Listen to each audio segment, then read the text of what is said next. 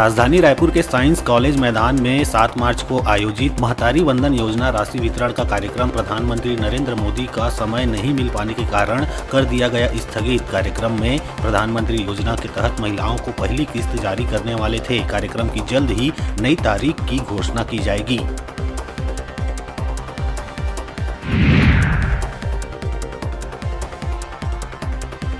छत्तीसगढ़ के बिलासपुर पहुंचे उद्योग मंत्री लखनलाल देवांगन ने कहा कि सरोज पांडे राष्ट्रीय नेता है, उनके सामने जय सिंह अग्रवाल और ज्योत्सना महंत कहीं नहीं टिकते। कौन कहता है कि जय सिंह कत्तावर नेता हैं? वे केवल पैसे के दम पर चुनाव जीते हैं। इस बार दमदार प्रत्याशी मिला तो 12 के भाव में निपट गए।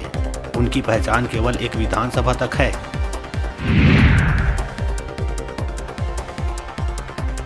भिलाई नगर से कांग्रेस विधायक देवेंद्र यादव के वायरल एमएमएस को लेकर मंगलवार को हंगामा हो गया। बड़ी संख्या में भाजपाई सिविक सेंटर के बाहर जमा हो गए और देवेंद्र यादव का पुतला फूंका। उन्होंने आरोप लगाया कि विधायक ने फर्जी फॉरेंसिक रिपोर्ट दिखाकर वोट लिए। पूरा मामला करीब 4 महीने पुराना है। एमएमएस में दिख रहे युवक को विधायक बताया गया।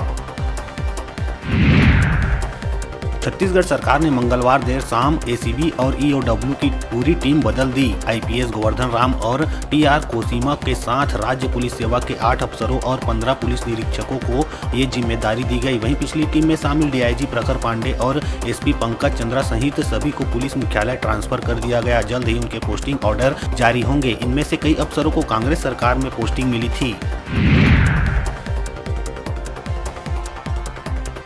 रायपुर में आज यानी 6 और 7 मार्च को वाटर सप्लाई नहीं होगी। इसकी वजह से 1.5 लाख से ज्यादा घरों में पानी नहीं आएगा। दरअसल नदी से फिल्टर प्लांट में आने वाले रॉ वाटर की पाइपलाइन में लीकेज आया है, जिसकी रिपेयरिंग का काम आज से शुरू हो गया है। अधिकारियों ने बताया कि मरम्मत के दौरान करीब 14 घंटे का शटडाउन किया जाएगा। शहर की 30 टंकियों से 2 दिन तक पानी की सप्लाई नहीं होगी।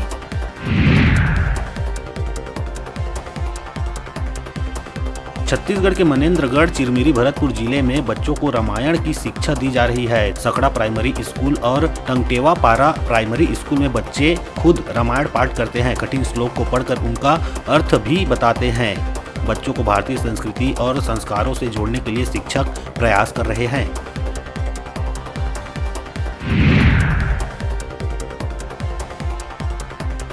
कोरबा के कोतवाली थाना अंतर्गत पुरानी बस्ती में टाटा जाइलो और पिकअप को आग के हवाले कर दिया गया। आग किसने और क्यों लगाई, इस बात का पता नहीं चल सका है। सूचना मिलते ही पुलिस हरकत में आई और जांच शुरू कर दी है। स्थानीय लोगों ने इसकी सूचना दमकल को दी। हालांकि दमकल वाहन के आने से पहले वाहन जलकर खाक हो चुका था।